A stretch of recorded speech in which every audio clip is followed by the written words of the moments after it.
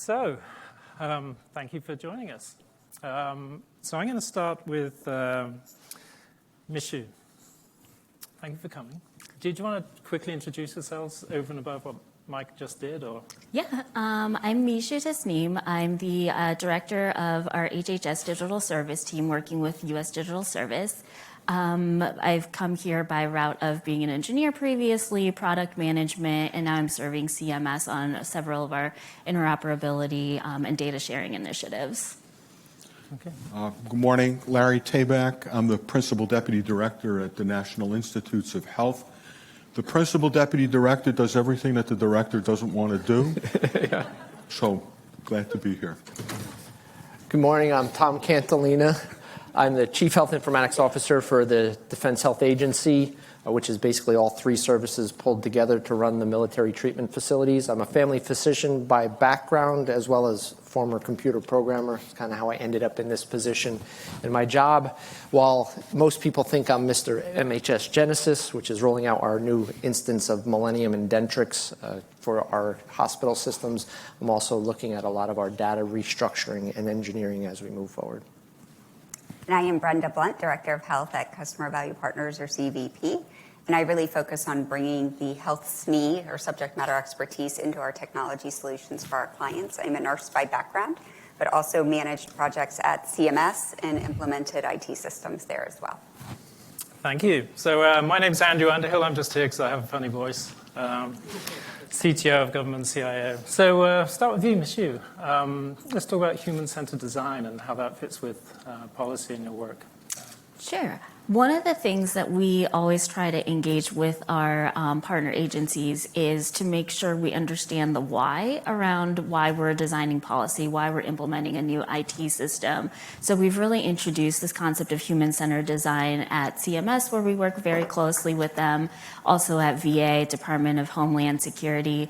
What we're starting to find is a lot of times folks will write a policy and not actually engage with the end user to see how that policy is impacting their lives. So now we've gotten to a place where we're writing that into contracts where human-centered design, we're asking for designers to be included as part of the labor category. And even if it's not a large breadth of design research that we require, we're asking that our staff partners do a certain level of human-centered design along the entire workflow. So not just the end user, not the patients or the physicians that we impact, but also who's maintaining the software, who's writing the policy, are their cadences in line with each other? So there are humans along the way, and being very mindful of the operational process and where the humans are in that workflow is a concept that we've been introducing, and it's been received pretty well. Mm-hmm. So when I hear about people talking about human-centered design, they're still, in my mind, focused on some of the IT, functional aspects. Are you seeing behavioral health, behavioral initiatives affecting human-centered design? So they're looking at how people behave in front of IT, and not just how the IT should support the human. Absolutely.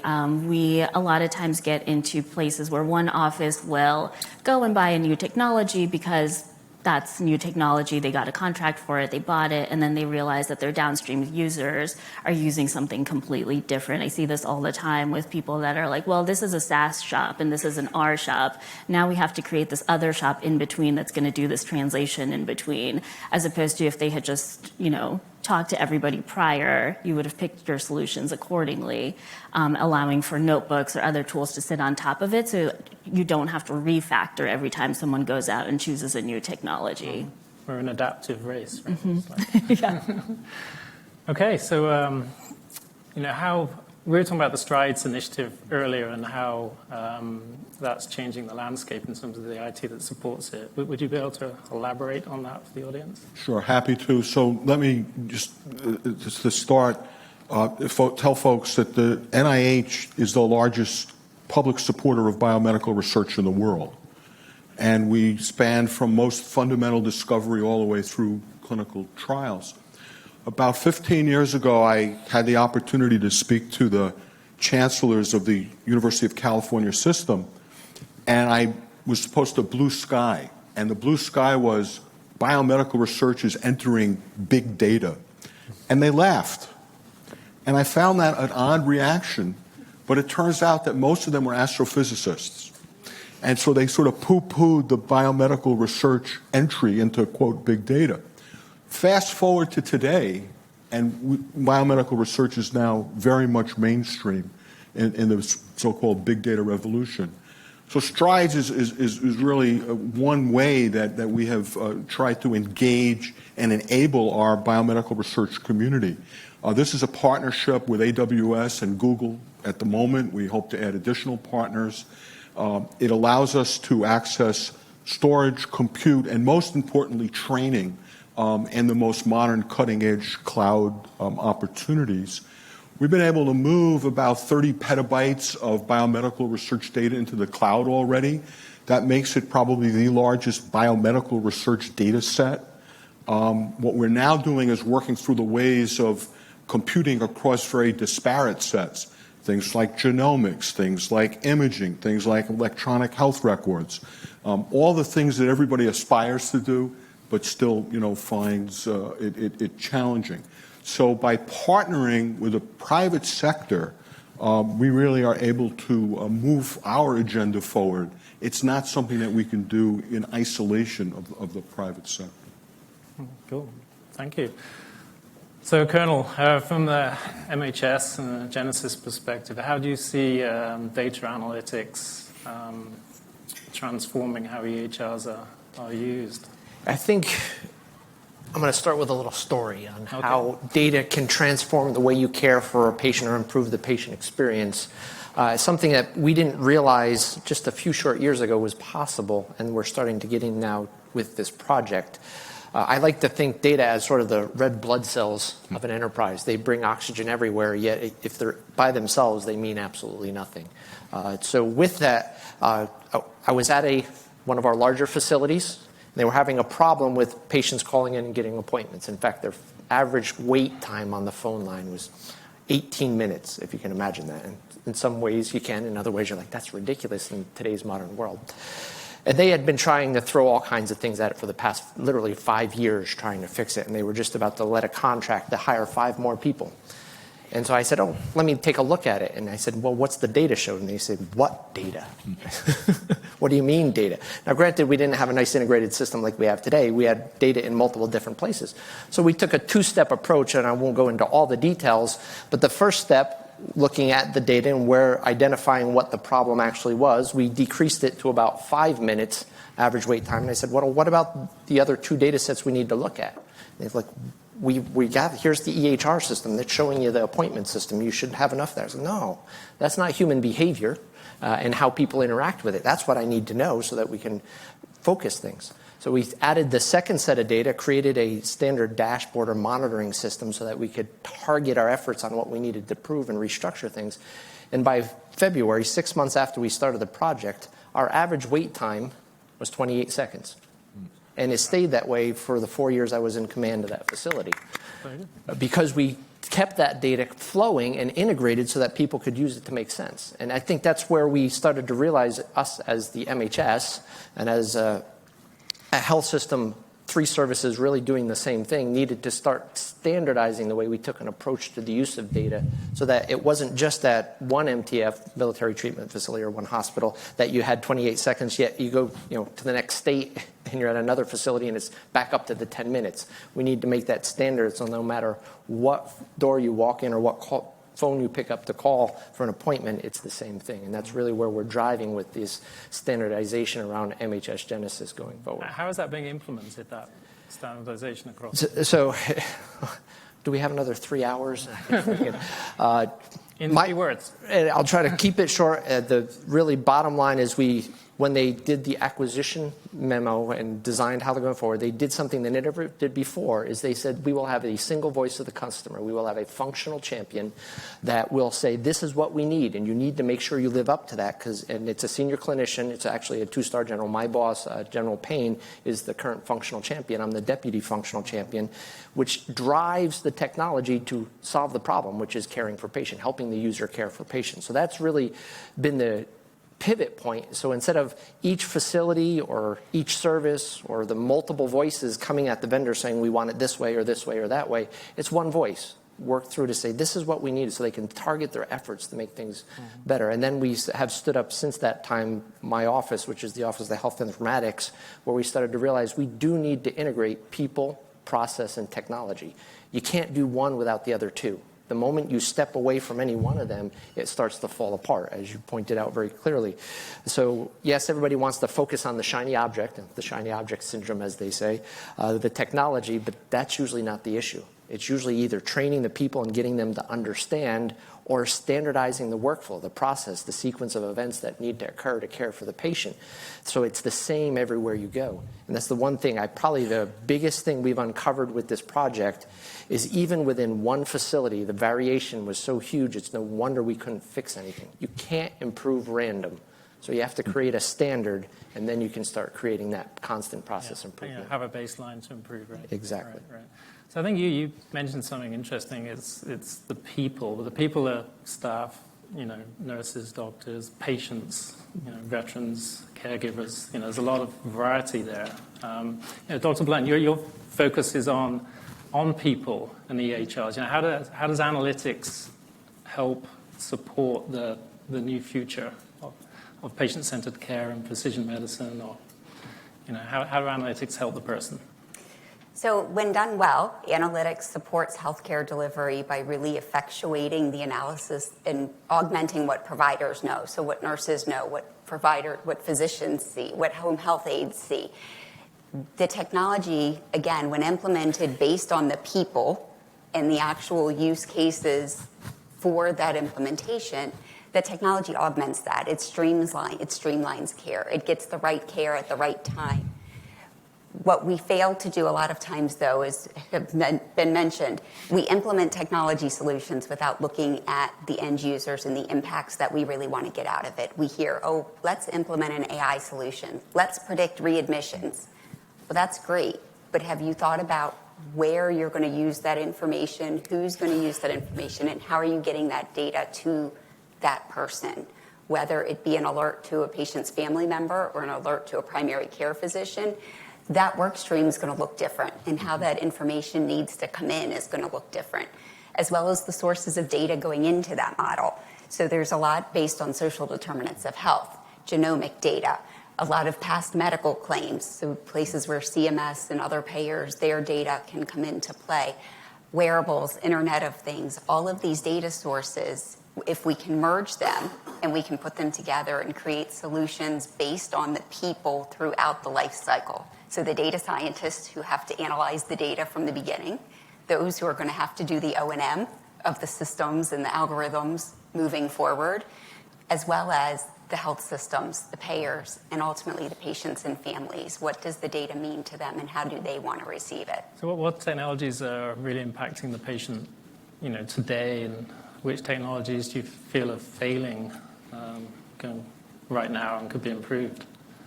So that's a dangerous question, because anything I tell you today is going to change tomorrow, right? Right. So it's really, I think, to look at the right technologies. It's about going back to what do you need to do with the data? And, AWS, Google Cloud, Microsoft Azure, they each have their strengths, and you have to pick what you want to do with the data first, and then pick the right tools and technologies. And there's not one answer. Sometimes you're going to pick 2 or 3 technologies to build the right solution, whether it's open source or it's off the shelf.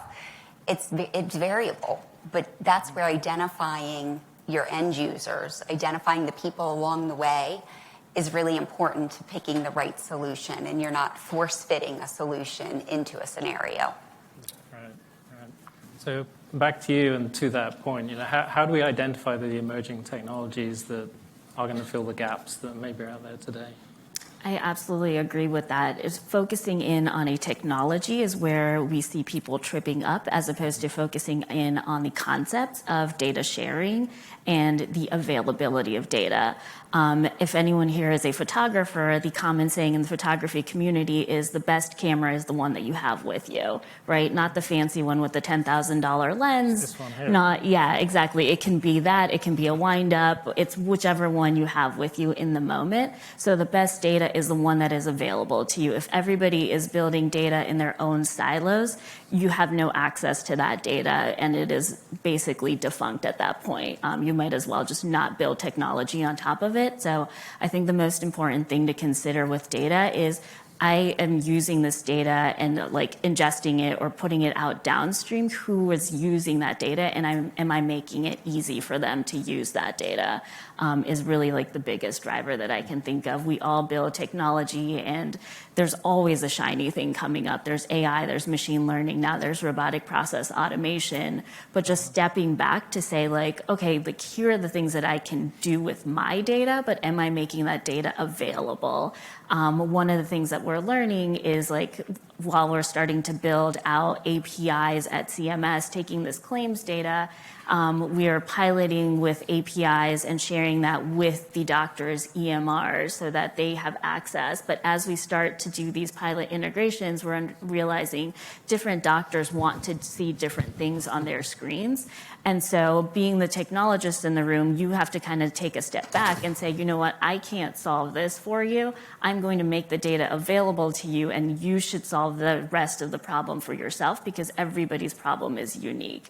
And I think that's where, as a technology implementer group, you have to be very mindful of that, of I'm making this available to you, do what you need for your custom application.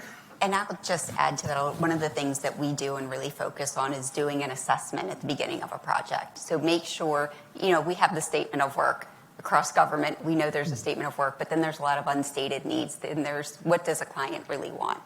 And so we go in and really spend a few weeks getting to know that, getting to understand who the stakeholders are and what their different visions are, and creating one solid vision so that in executing forward, we make sure we're aligning every step of the way, and then we periodically come back and revisit, because over a 5-year project, it's going to shift, it's going to change as new technologies emerge, as new data emerges, as senior leadership changes. So we continue to reassess so that you stay on target. I frequently have a phrase that I bring to my team is, define the problem before you try to solve it. Don't bring a solution and try to find a problem. Yeah. You say that to Google,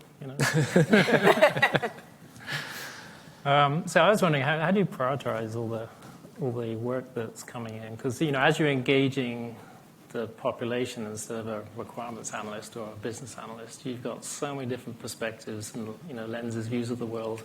They all have different priorities, which is all the highest priority a lot of the time. How do you manage that?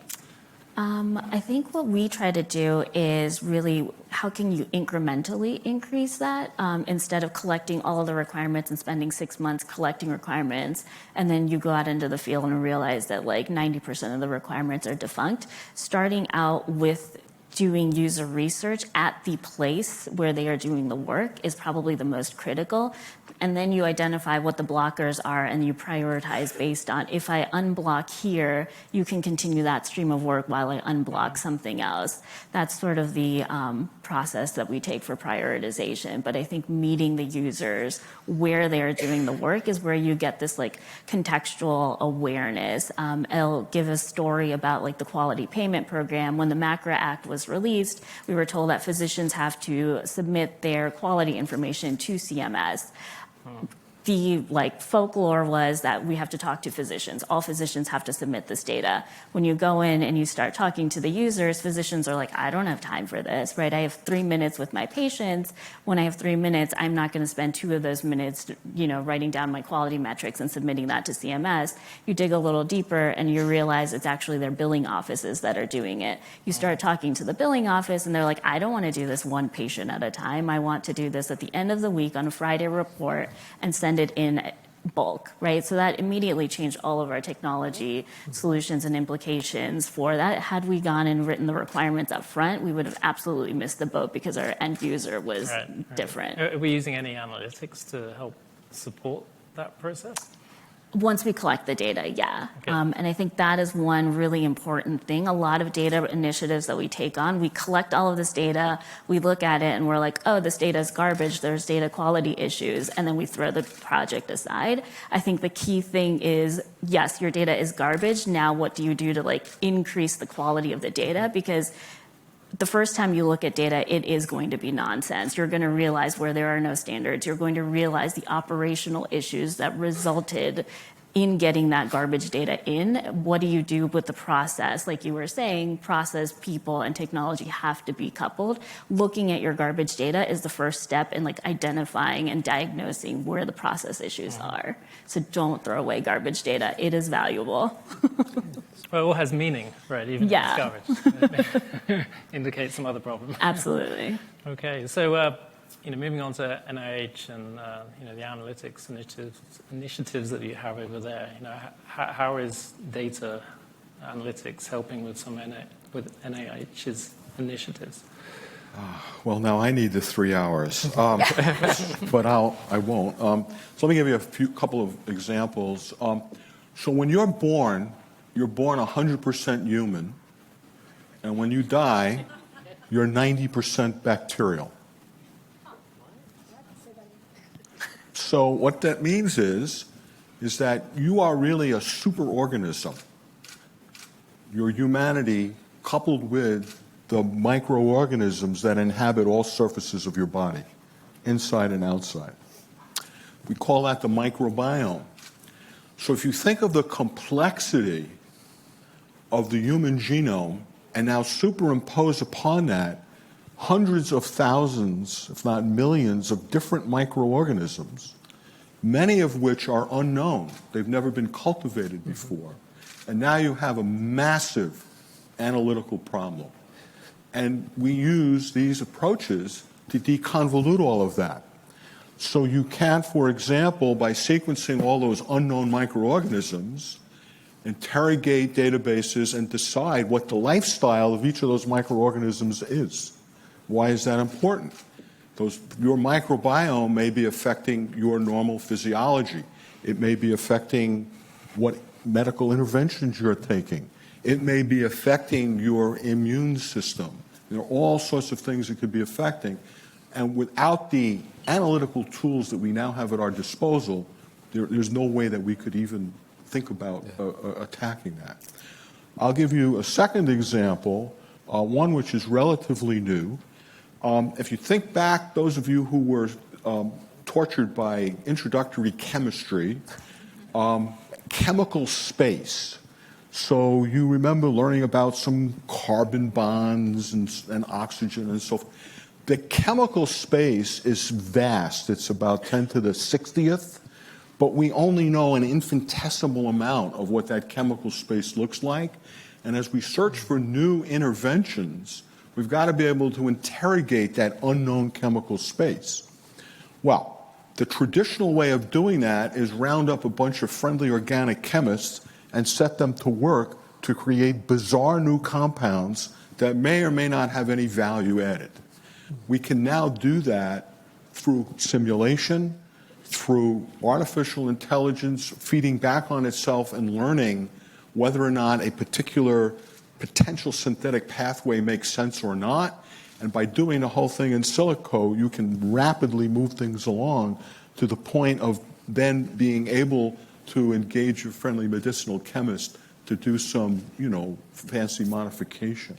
I guess the final example that I will give you is one that you're probably most familiar with, and that's image analysis. So when people think about medical application of things like artificial intelligence and machine learning, they go right to radiography. And it is true that there are now a number of examples where the radiologist is being helped a great deal by AI and machine learning approaches.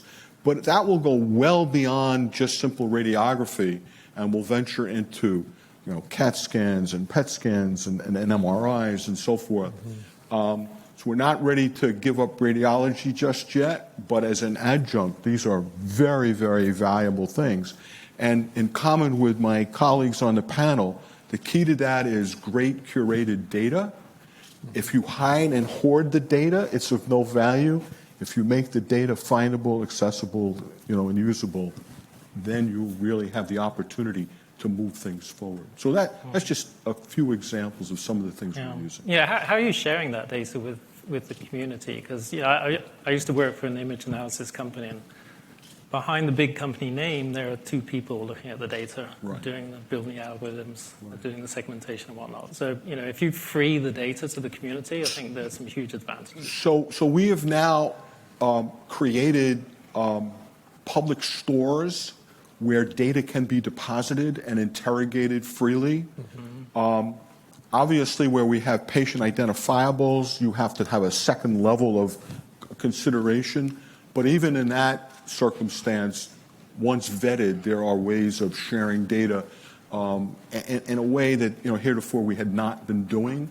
I think, at least in science, the real advances are being made at the interface of the traditional disciplines, and the only way you can empower and enable that is by getting people from the various different disciplines to share their data across those disciplines. And so that's what the goal Okay, is. sorry, it was my fault.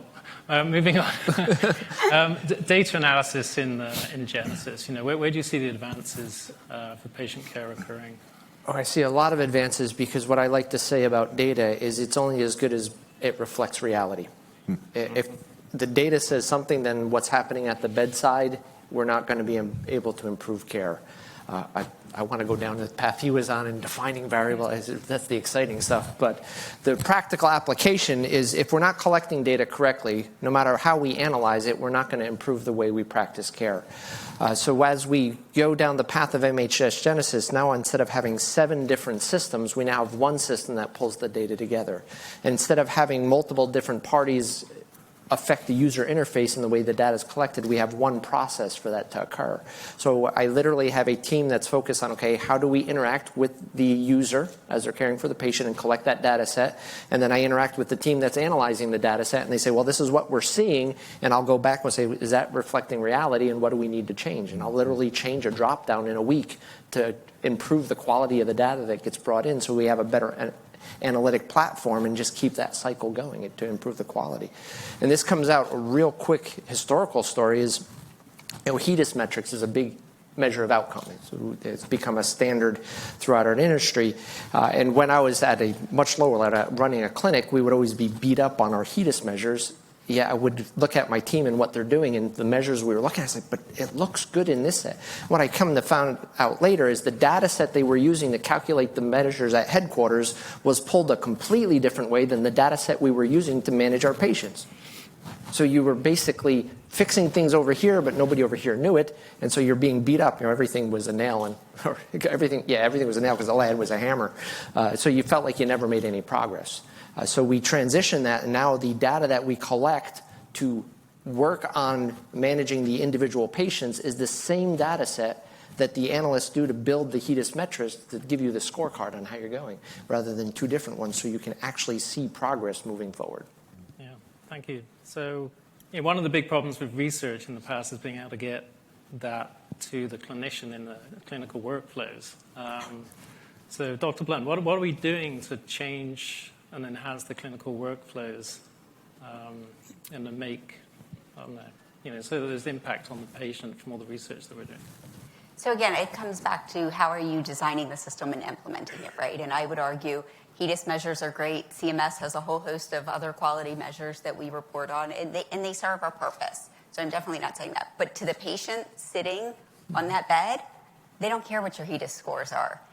And they may not want the textbook answer for what they should be doing as far as an intervention, because their life may not allow them to meet what a textbook says they should do for their diabetes or their high blood pressure.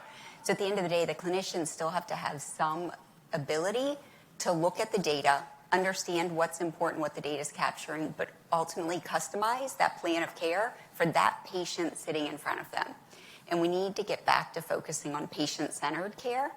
So it's great if you've counseled your patient on a flu vaccine, but if they've had a life experience that they don't want their flu vaccine or they don't want the pneumonia vaccine, the provider shouldn't be penalized for that, right? Because that's a patient's choice, and we can't force patients into textbook answers and into quality measure answers. So we really need to allow the systems to build in the information into the clinical workflows, without overwhelming providers. So we've gone from bedside alarms and alarm fatigue there to now alert fatigue on EHRs. And you can't get through your patient appointment without, 20 alarms. Did you ask this? Did you do this? Did you do this? Let providers do their job. They didn't become providers to do data entry. They became providers to care for their patients. Nurses became nurses to care for patients. Same with any other medical profession that you put in that mix. So we've got to tailor the data analysis and the signals coming out of EHRs to what the provider needs to do for that specific patient in front of them. And that's going to take a little bit. We're not there. And I think we have a long way to go still to do that, as well as training workforce. So there is a people aspect. So even the best built system with the most information, we have to address human behavior on that side as well. Okay, so thank you very much. We're out of time. We got through half of the questions that I had. Pretty good. That was good, was it? Okay. So over to you, Mike.